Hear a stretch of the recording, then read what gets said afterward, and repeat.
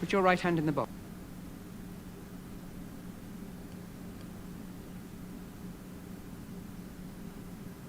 What's in the box? What's in the fucking box? Pain. Oh, God! Oh, God!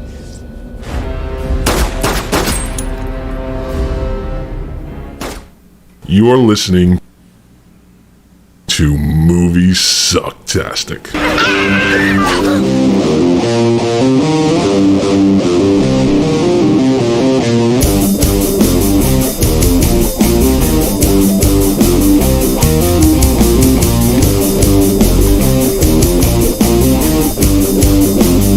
I'm headed with these motherfucking snakes on this motherfucking plane! Now we got drinks at the bar. Stay free, come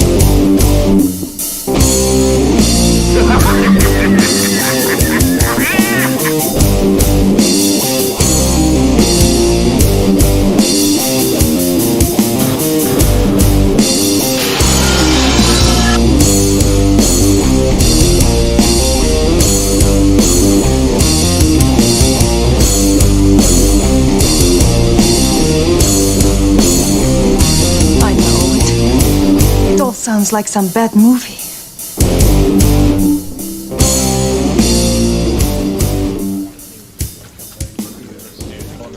All right, there we are back for another episode, another Oscar episode of Moviesucktastic. Hi. Bring me the movie. I Use got in the hang. use the tone. Well, yes. Welcome to Moviesucktastic, where we review films usually bad, but we're doing Oscar season, and right now we're reviewing Dune, which is up for Best Picture among others. We only do it once a year. Yes, thank Christ. I mean, sometimes we review good movies during the year, but it's never intentional. No, it's always accidental. Yeah. But I'm Scott, and that's Joey. Hi. So we're our hosts, and we're your guides to Dune. Now, Joey, I want to start off this with a little shock for you. Oh, okay. I I'm ready. hated this movie. Yeah. Did you really? No, I actually liked it. You know why? Because Why? it's directed by Denis Villeneuve, and that guy knows what the fuck he's doing. You know, before we get into the film itself, I want to say, Yes. I like this movie. You know what? You know what I did after I watched this movie? Wow. I watched the Jodorowsky's Dune documentary again. All right. That's a really good documentary. It is. I'm going to say I don't want to compare this to the original all the time. So I just want to say my piece now, comparing it to Sure. Lynch's Dune. And some of this only occurred to me watching this film because I was like, all right, why do I like this? How did I like this and not like the original? Numerous reasons. It's easy. What two big things that came down for me was one, Dune. Lynch's Dune, Yeah. compared to this film, it never occurred to me until I watched this film, is very claustrophobic. For a film that's supposed to be like this great, expansive not European, global, universal, what's the Right. word for galactic. I mean, it's supposed to be It's huge. it's supposed to feel expanse. It's supposed to. It's an epic, but even like the desert scenes in Lynch's just felt claustrophobic to me. And I know why. One, it's a very darkly filmed movie. Like everything is always in darkness. You know, it's just a darkly set movie. Two, Keep talking. okay. Number two, the reason why is because it was mostly done on sets. So when you're building sets and things of that nature, you tend to be claustrophobic. You tend to be closed in, and that's the original Dune. The original Dune. Were you able to hear what I was saying? The original Dune. I mean, the most of that movie, the original Lynch film, was filmed on sets. They were built sets. They're just smaller to begin with. There were sets in this film too, though. No. But there were sets in this, but they didn't feel as small as the sets in the Lynch version of Dune. Right. I think it's just, I don't So know if it's a style I or just what. think it adds to the claustrophobia you were talking about. It does, and then the other thing I think that's important to think about with Lynch, and I think this goes for Jodorowsky as well. So I think his film I would have the same complaint, is that Lynch does not make films for people to understand. No. He's not concerned with the audience getting what he's doing. To an extent, he gets off on people not understanding what he's doing. Right. He's very visual, artistic, but like as far as a storyteller goes, he's a quirky storyteller. And so Dune, filtered through his filming style, is incomprehensible.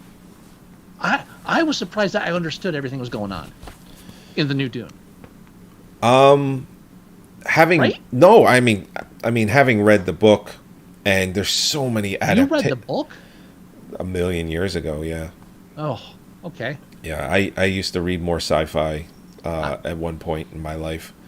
I'm not hating. I just never got into serious sci-fi. My sci-fi has to be snarky, or I'm not into it. Oh, well, it's It's me. just having a known background of Dune. Yeah. But you're right. You didn't have to read one single page of Frank Herbert's Dune to not you understood everything in this film. And even things I didn't understand. That's not knowing anything from the book. Yeah, and it didn't take 45 minutes of like a backstory to get there. No. No, we wake up with Dreamy McDream Eyes, waking up from a dream, and then like getting psychic lessons from his mother. I mean, we go right into it. But like everything's made clear, but with a minimum amount of exposition. I mean, they use tricks and the same tricks that they used to an extent in the original film. Right. Like when he's listening to these educational film books. Thank you for the sci-fi lingo. I fucking hate science fiction. But all the goofy names, it's just the names that get me. I hate it. I mean, exposition's there to an extent, but no one's spoon feeding it to you. But at the same time, you understand what's going on. Yeah. No. I thought that was very important for this film. Very much so. Yeah. So, All right, you've read the book. Tell me, what the fuck's with the bullfighter and the bull? the bullfighter? The bullfighter and the bull. Did I miss something? Yes, you did. All right, never mind. Start talking through the film, and I'll bring it up.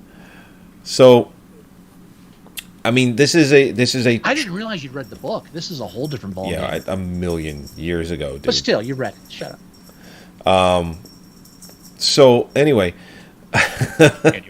Anyway. it's your very definition of a space epic.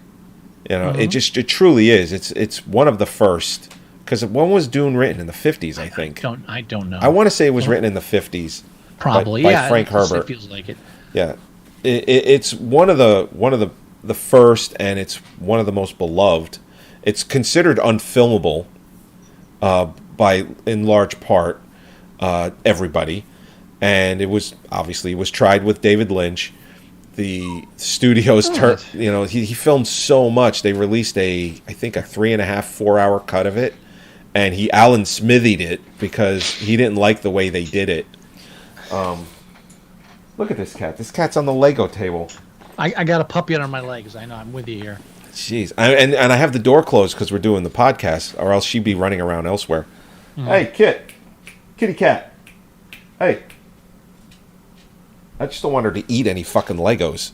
I'm with you on that. What are you doing? I'm trying to review Dune here. What Come here. Come on. Anyway, so it's a very definition of a space epic, space saga, whatever you want to call it, sci-fi, space saga. And it's essentially, it's intergalactic. The Harkonnens are trying to take over, and Arrakis is the planet, and there's this spice that everyone fucking needs to have. They're basically junkies for this shit. It expands life, and time travel's made possible, and all right, okay, you're off the rails a bit. Let me just refocus on the spice, because now I understand the spice, so I get it. So the whole idea with the spice is The whole film's a metaphor for colonialism, in my honest opinion, or the book I never read, Sure. so I'm just saying the film. But it's just it's the equivalent of if the Native Americans grew their magic mushrooms for their religious rites, Right. but those same mushrooms could be converted into oil. Oh. Just imagine that. Yeah. So it's the basic concept. So the He-Mans, or not the Fremens or free men, they're like Yep. this terrorist underground because all these rich people keep coming to exploit their land. The spice is used by them for ritualistic reasons, but it also they use it for health reasons and also for survival in the desert. But it was also discovered that the spice is used by pilots for interstellar travel, so they can survive the long journeys. Correct. Yes. Right. Yeah. So I have no idea why these interstellar travels involve driving through a giant macaroni. The film didn't explain it, but I don't need to have everything spoon fed. I'm sure the giant macaroni does something for them. So A giant macaroni. that's what it is. Yeah.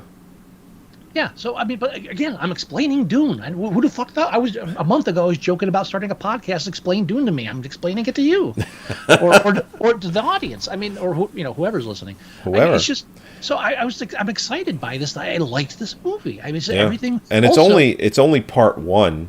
Yeah. The second part will be coming out. I don't know when. At some point. So I don't know. I'm assuming the second half will also end up being nominated for Best Picture, and who knows? It could be like a Lord of the Rings thing where all three get nominated. They didn't give Best Picture till Return of the King, even though if you really thought about it, Fellowship, Two Towers, and then Return of the King each one probably should have gotten Best Picture all three times.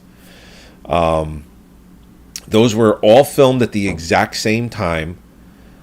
And that was the thing. It was filmed over a year and a half, all three films. So that's why each film, the quality of each film, is as high as it is. it's done. Back to the Future did the same thing with 2 and 3. So that's the same thing, right? Yeah, but to do all three movies all at the No, that's back when I actually respected Peter Jackson. So that was I was the same yeah. way. So when he did all three films over an 18-month period, and then the first movie comes out, and they're like, "Wow, this movie's actually brilliant. It's really well done," and he gets nominated for Best Picture, and then doesn't win. That you kind of saw right there. It's like shit.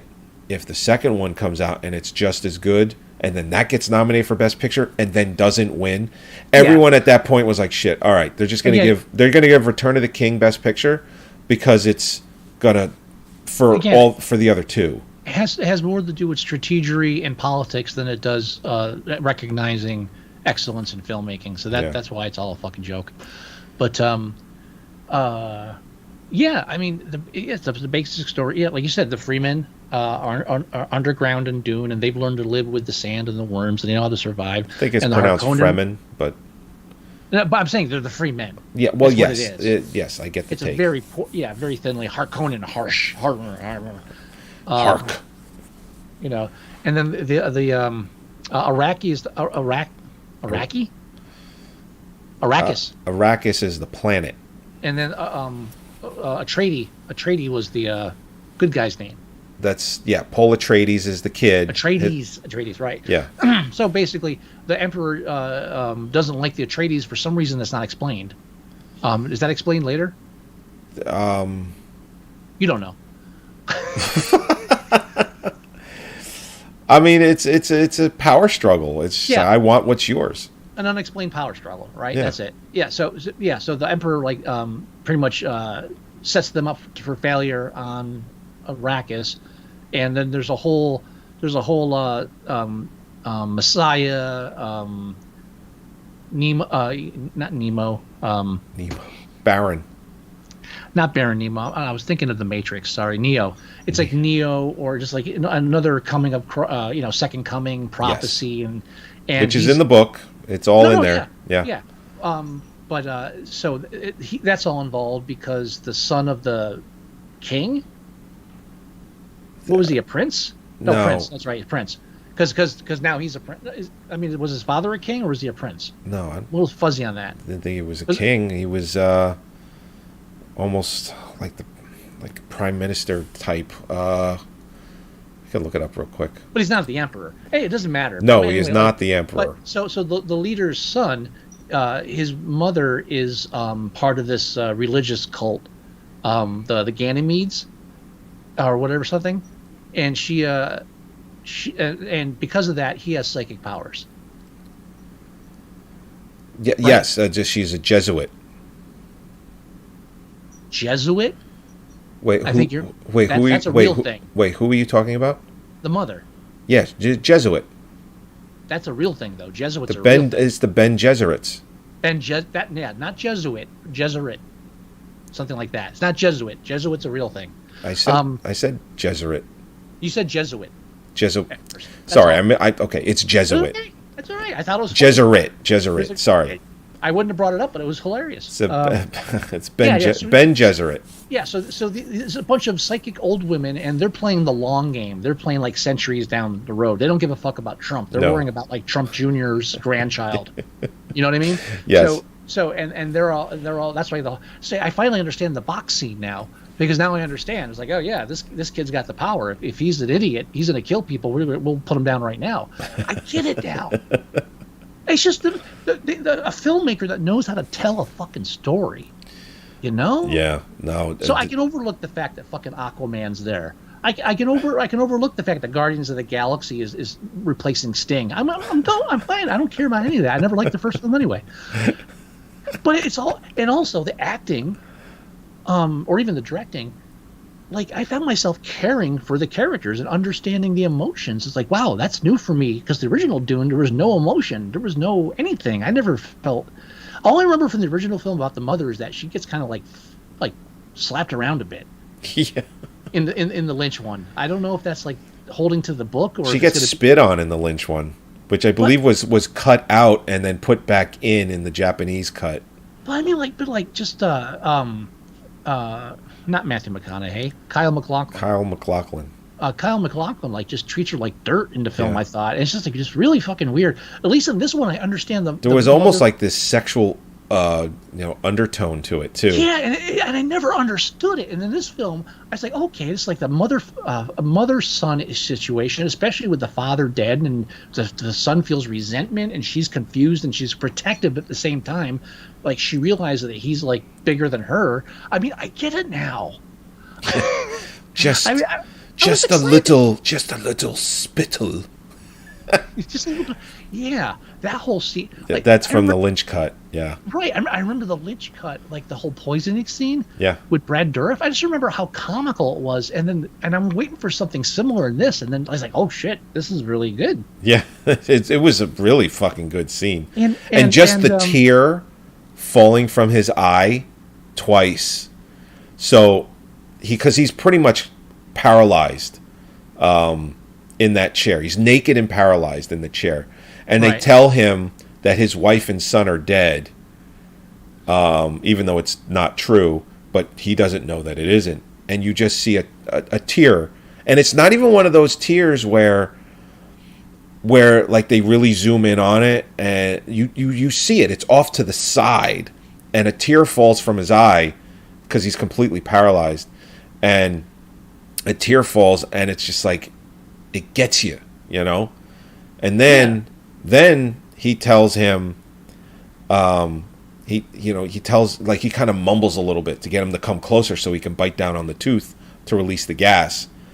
And then another tear falls because he knows this truly is his last seconds on Earth or on Arrakis. I don't think he even cared about that. I think it was all the family. I don't think he cared about his own life. Well, the first tier was the family, and the second tier was, to kind of sum it up. I'm not going to argue it, but that's how I felt the scene. That's Sure. all. It's just how I came across it. I mean, now I thought And Oscar Welles did Isaac, a great job. Huh? I thought Orson Welles did a great job. Orson Welles. What, that That's, wasn't Orson Welles? No, that's Stellan Skarsgård. Stellan Skarsgård, I believe, is his name. I get my Norwegians mixed up. What else did he play? Swedish. He's Swedish. He was Same thing. He was the scientist in Thor. Oh, all right, I know him. Yeah, okay, Yeah. I know him. Really? Why didn't they just get a fat, ugly guy? Why did they have to get him? I hate when they do that. I don't know. He was really, really fucking good as the Baron. You know what? Everybody bitches and moans about like not getting authentic, minority actors for minority roles, and they bitch, and like we finally got a deaf person playing a deaf person. Yeah, great. What about the fucking fat, ugly people? Well, here's the thing: keep if they got somebody that was obese, morbidly obese, to portray what the Baron is, described at in the book, I don't think they would have been able to do it, because they were going to still do makeup, because not only is he so large, but he's also really deformed. Like his neck is all messed up. Look at fucking Spawn with John Leguizamo. Wow. Yeah, we got a fat clown. Who are we going to hire? Him? Fuck you. I got to keep down. It's after hours. Sorry. After hours. But I have very few things I didn't like about the film. But I mean that always touches a nerve with me. I thought there are fat people out there that need acting jobs. Fuck you. I thought what they did with the Baron was fantastic. I don't care. Don't care if it's a fat suit. No. Don't get me wrong. When he's in that oil pit, that healing oil pit, and he just like rises from it. First of all, that's not Stellan Skarsgård. That's the director wanting that scene to look that way. No, obviously, yeah. But Skarsgård, when he comes up from it, fucking sells it. I mean, holy shit, is it good? But when they first show him and he's like rubbing his hand with his face, seriously, the horror, horror. Oh, Apocalypse Now. you know they're aiming for that. It really looks like Apocalypse Now in that scene. Even if they weren't, they knew that was what it was going to look like. So they were. Even if they didn't mean to, they were, because they have to acknowledge it, because they're smart people. There's no, I thought it was great. Oh, I hope you liked that scene, by the way, because that's the cover of the YouTube video. Oh, is it? Yeah. Yeah, there's a shot in there. There's a shot in there, like after they get the Duke Leto, which is Paul Atreides' father, the Oscar Isaac, with the beard. He's eating food. I have it here. I have the screenshot where he just goes, "You have a wonderful kitchen, cousin." I had to put the slide in there with the subtitles, because it's just like when he's eating, it's just like what he's eating his food, and he's about to kill him. Are they related? I believe so, from what I remember reading. The actual synopsis is that the Padishah Emperor gives Duke Leto of House Atreides, ruler of the ocean planet Caladan, is assigned by the Emperor to replace House Harkonnen, right, as ruler of Arrakis. Right, but then secretly conspires to have a Harkonnen gang up with that name I don't remember at all. The warrior people with the upside down bleeding into water ceremony, which, hey, you know what? I buy it. What are they called? Rakuten or something like that. Yeah, actually, it's right here. Pokemon? The Pokemon. The Roku? The Iraqine. The Roku? Oh, the Iraqine. Iraqine? Well, that's the people of Arrakis. They're called the Iraqine. No. These are no. It's the Sardaukar. Sardaukar. That's Sardaukar or Sardaukar. When you come up against a Sardaukar, you know. That's Aquaman. Yeah, I mean, this what's funny? Duke Leto and then Baron Harkonnen Cousins is the number 2 search when you put those two words together. When you put Duke Leto and Harkonnen, the number 2 search, or the number 1 search, I should say, is are they cousins? There you go. Now, I also want to say, what was I going to say? Oh, as far as sci-fi goes, you know the biggest problem I have with sci-fi, and we've talked about this, especially in our review of The Sound of Thunder, is when they futurize things. Like futuristic sidewalks, futuristic guns, futuristic hats, futuristic ties, right? Right. This film does the future so fucking well, because it's there's nothing wacky about it. Everything's like the industrial stuff seems industrial, but it still looks futuristic. The mosquito flyers, I like them much more than the X-wings. Yeah. You know, I don't think physics works like that, but I'm willing to suspend my disbelief because we have giant sandworms. So let's just, fuck it. true. Let's go. I thought every flying, like the balloon vehicles they use to pull stuff out, I was like, again, I'm sure it's probably accurate to the book because they probably want to, that they're definitely hooking the sci-fi geeks for this. But like even like the dress is like, it's just okay. It's a different form of dress, but if you had like just a fake country dressing like this, I wouldn't be fucking shocked. It was, when you get into the armor, it's a bit stylized, but it still doesn't seem outrageous. I bought all the sci-fi stuff.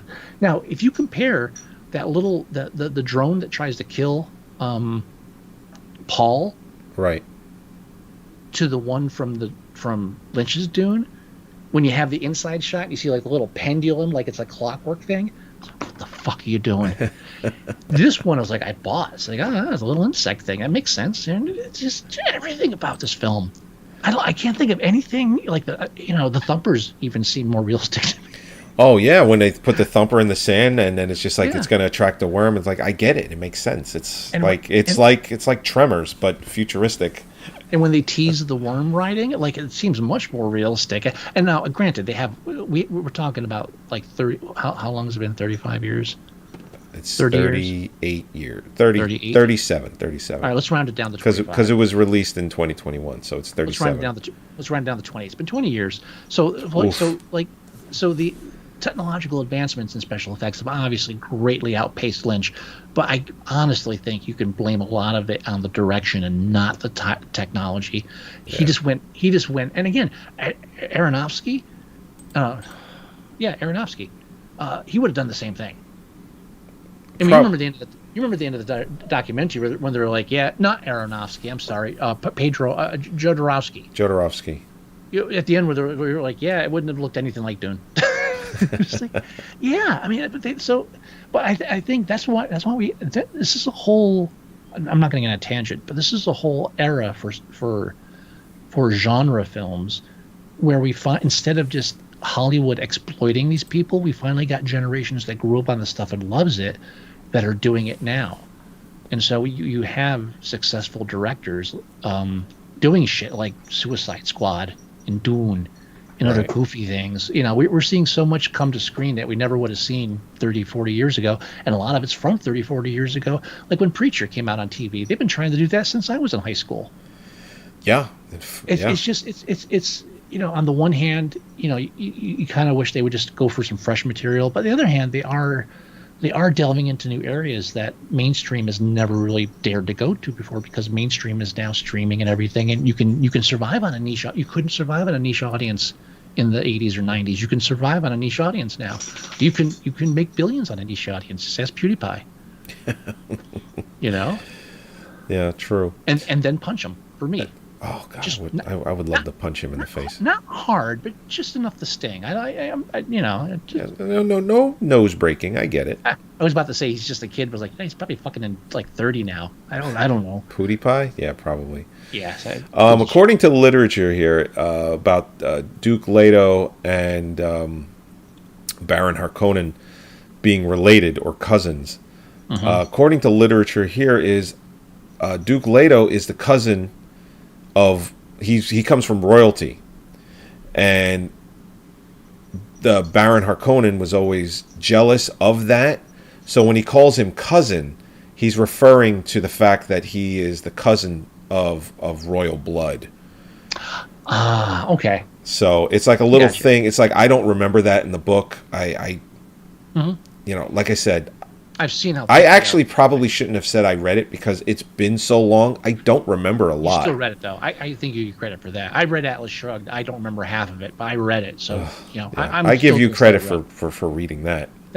There you go. See, mutual understanding. There it is. Here's an example of how I think the characters are so much more defined in this film.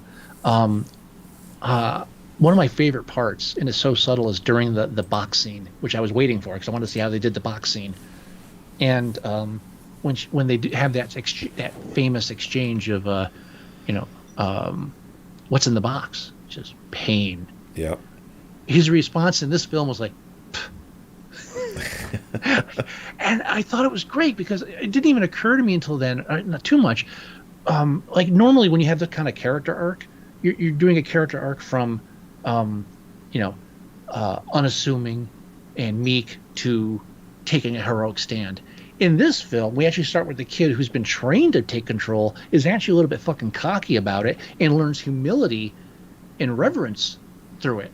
Right. An understanding of the world beyond him. I mean, right there already, I'm fucking in. My father's gonna be flabbergasted when I tell him how much I like this film. I'm never gonna hear the end of it either because No. I've hated every other incantation of Dune. I've just hated, and he's been. I think I've told the story once or twice that as a kid, he would on a weekend he would actually take the Laserdisc special edition of Dune that came out at the time that was like the uncut director's cut or whatever, and then he would have a VHS tape of the theatrical release, and he would have them both playing simultaneously, and he would just switch back and forth. This was like a Saturday afternoon, and between that and Jethro Tull, I could have killed myself. It was very close. But he's always been a sci-fi fan, and this is one film where I've always been like, no. And every time he asked me recently, he's like, "Have you watched this?" No, but I will. And but I can't wait to talk to him about it because I just fucking blew me away. Has he seen it yet? Probably, yeah. I'm sure he has, but because he asked me multiple times if I'd seen it. So I mean, it came out in October. Oh, okay. So, if he's asked you, then he's seen it. It came out in October of 2021. Mm-hmm. So, I mean, like, I only just watched it 2 days ago. It's been a while. It's been a while. Well, the original scene in the 84 Lynch version with the box is Kyle MacLachlan with his hand in there. And as he's, like, everything, like, you see in the box, like, his hand is on fire, it's cold, things like that. And at one point he just screams, "The pain!" No, like, she doesn't explain that there's pain in the box. I think she kind of maybe says a little bit something about it, but he screams, "The pain!" And they didn't have the creepy girl. Oh my psychic god! Girl. Like, of course, Lynch puts a fucking girl in there. Anyway, yeah. All right, Joey. I'm going to explain the bullfighter thing to you. Multiple scenes has Paul Atreides staring. What? No, I yawned. I'm sorry. Oh, sorry. Multiple scenes have Paul Atreides staring thoughtfully at this little sculpture of a bullfighter and a bull. We also have the head of a bull packed and moved, and then as the father dies, he's staring at this bull hanging on the wall. So there's something going on there, but I can't figure it out. I'm trying to remember. I don't know if they allude to that or they explain it in the book. I mean, I'm assuming if it's in the movie, it's got to be in the book. I don't remember it. I could look it up real quick if you'd like. No. I'm just bringing it up as I'm just saying it's one thing I noticed in the film that I don't have an answer for. I'm sure somebody on YouTube has a Dune ending explain. I hate those fucking ending explains because they always bring up movies like the ending. I just saw one recently. The ending explained to West Side. I think it was a West Side Story. Something stupid like that. It was like, what are you explaining? Just shut up. What's up with all the bullfighting imagery in Dune? Don't answer. I like the mystery. You like the mystery? Okay, yeah. It's here if you want to read about it. It's I'm out saying, there. You just got to look for it, people. But I'm saying this is that kind of film where there's imagery and you're interested and you want to know more, even if you don't get it. And there's just, and again, Aquaman's in it and it's still good. I'm not knocking the actor. I'm just saying, stop putting fucking the same 20 actors in every film you release, and maybe he made him shave. So you saw Jason Momoa, pretty much as he's never really been seen since before he actually did movies. I think he did some modeling, and he didn't have a beard, but so it's interesting to see him without facial hair. No comment. Just saying. I know, the director I know, made him shave. He's like, listen, you're not going to be Aquaman. You're not going to be Aquaman shave. In this movie, so I need you to shave that shit off. What was his paycheck on this film? Made him shave. Shut up. That's like people calling me all the time. Oh, the computer won't let me do this. Really? It won't let you? It won't let you. It refuses. It's You're a fucking moron. Tell me what happened. But anyway, Dune, great movie. this city has seen my face, and when it comes calling for me to save it, I will whisper no. Gary had a version of Oh, that. really? I think at the end it was like, and I would whisper, "That's a nice hat you're wearing." For one of the comic characters. But yeah, I mean, I think we can wrap this up. Dune. Yeah, Let me just we'll do the nominees real quick. Run through them. I can hear you, but I just have to run around and open my door. Okay, so it's nominated for best sound. It's nominated for best visual effects, which it probably won't win for, just because Spider-Man is nominated in that, and it's the only Oscar nomination that Spider-Man has. So the Academy's going to throw Spider-Man a bone, I think. No, fuck Spider-Man. Well, I mean, when the Sony was just so, this movie, we feel that this movie can be nominated for every major category, and it's like, fuck you, you're not Black Panther, go fuck yourself. Like, seriously. Yeah. Well, they're riding the hype. I can't. Well, yeah, and I love the little. Well, I hated it, but I like that they tried. They put out this little animated I apologize. Yeah. We have to wrap it up because I've got this going on the other end, so we have to go quick. Okay. So I apologize. I'm babysitting the puppy because Catherine's flying right now. So Okay. sorry. No, it's fine. I apologize. I love the little animated the picture that they sent out with a picture of Tom Holland with the mask off, looking sideways, like all kind of in a way where it's like, this is best picture material, and then it says Spider-Man considered in all major categories. It's like, fuck you, Sony, stop it. Anyway, so it's. I thought I recognized the kid that plays Paul Atreides. He was in Call Me by Your Name. Yeah. I've seen that kid fuck a peach. Yes. Yeah. Yes, all you right. have. Oleo. All right. Anyway. Best achievement in production design. Best achievement in music written for motion pictures. They don't call it best score anymore. Best achievement in film editing. Probably going to win that one. Best achievement in makeup and hairstyling. Best achievement in costume design. Best achievement in cinematography. Best adapted screenplay. And best picture of the year. Best director not this year for Denis Villeneuve, which seems, to be honest, like a snub, because the movie is that well made. It's sci-fi. I mean, well, think about it. Do you think really Spielberg deserved Best Director for West Side Story? No. There's a natural bias towards genre fiction, especially genre films. So sci-fi, horror, and fantasy very rarely get the attention that they should get unless they knock it out of the park. Well, here's the thing. I mean, this movie is nominated for 10 Oscars. That is a lot of Oscars. And it is a lot. Usually, a lot of technical Oscars, and I think it's going to get a fair amount of the technical ones, and I think probably it's a good. I think so far it's a good. Since it's been considered unfilmable, I think it's a good. It's a good bet for adapted screenplay. yeah, I think it's up there. Yeah, It's definitely up there. But it's not going to win Best Picture, obviously. No, it won't. I mean, an honor to be it's nominated. similar to when Mad Max Fury Road was nominated for Best Picture. Great It's an movie. Yeah, exactly. And they gave it pretty much every technical that it was nominated for.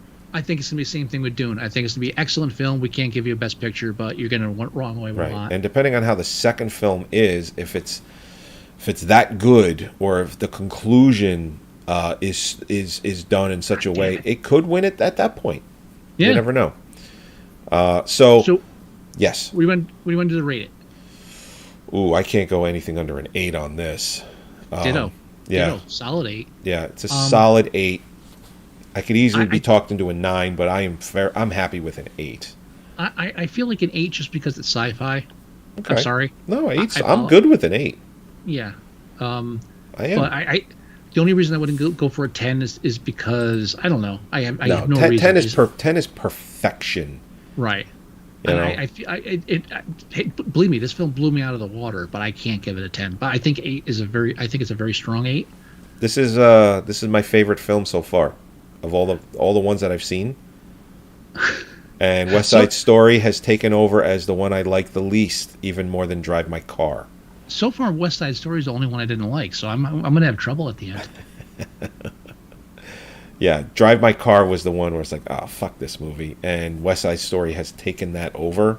I cried at the end, Joey. Oh, fuck. I cried. Stop it. And then Holly and Wesley mocked me, but I cried. Stop it. Take a Midol. Wow. All right. I think it's time to wrap it up. I think it's time to wrap up. All right, everybody. So we've wow, holy shit. We've reviewed how many? 1, 2, 3, 4, 6. We've reviewed 6. We have 6. 4 left. I want it to be 8, but We have, I'm gonna try to fit in some Razzies this weekend. But I haven't watched one Razzie film so far, and I may not make it through to Bruce I Willis's. can't. I just don't have the fucking time. I don't just either. don't. But I feel bad for not doing it. So the only 4 movies we have left are Belfast, Licorice Pizza, King Richard, and Coda. I have no positive feelings towards any of those. It might be downhill from here. Well, I've actually seen King Richard already. Don't even say a word. I'm just saying I only need to watch 3 more. I've seen King Richard. Anyway, go to our website at Moviesucktastic.com, download or listen to the show there. Go to iTunes, and you can do the same thing. It's okay. Don't worry about it. You can go to facebook.com/Moviesucktastic, and you can check out everything that we post there. You can also email us. The address is themovieguys@Moviesucktastic.com. If you want to leave us voicemail, the number is 908-514-4470. If you want to download the Moviesucktastic app for your Android device, go to moviesucktastic.com/mst.apk, or you can go and download your favorite podcast app that you truly love. Just do a search for Moviesucktastic, and we come right up. Do you have any words of wisdom, Mr. Wilson? I do not fear. Fear is the mind killer. I will watch Licorice Pizza. I do not fear. Fear is the mind killer. I will watch King Richard. All right, everybody. We will talk to you next week when we review 2 more Oscar movies. Good night. Bye-bye. It's okay. It's going to be fun. They won't let me stop. They won't. It'll be fun. You know, we got 10 movies we're doing this year. I don't know if I'm up for a live show, but same here. No. You know, I mean, like, we're going to have like 2 weeks, almost 3 in between when we actually do the live show. You never know. We might get a second wind. All right, everybody. Bye-bye. Bye.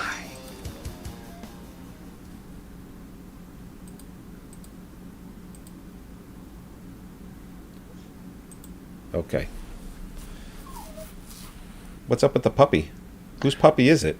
It's ours. It's Gonzo. Oh, I see. But Catherine's away, and Wesley's a dick when it comes to letting the dog in the room. And Holly went to bed. And usually I'm with the dog until like 11 or so.